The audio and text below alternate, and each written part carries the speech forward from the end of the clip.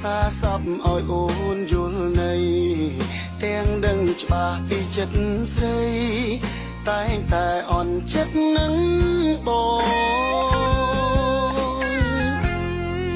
តែងគិតមាក់ងាយរូបអូនថាស្ងួនគ្មានគោលបំណងពេលនេះទើបដឹងថាអូនក៏អាចជួយបងបានដែរកិច្ចការនៅផ្ទះគ្រប់យ៉ាងអូនសុំឥតសុំអាងណាស់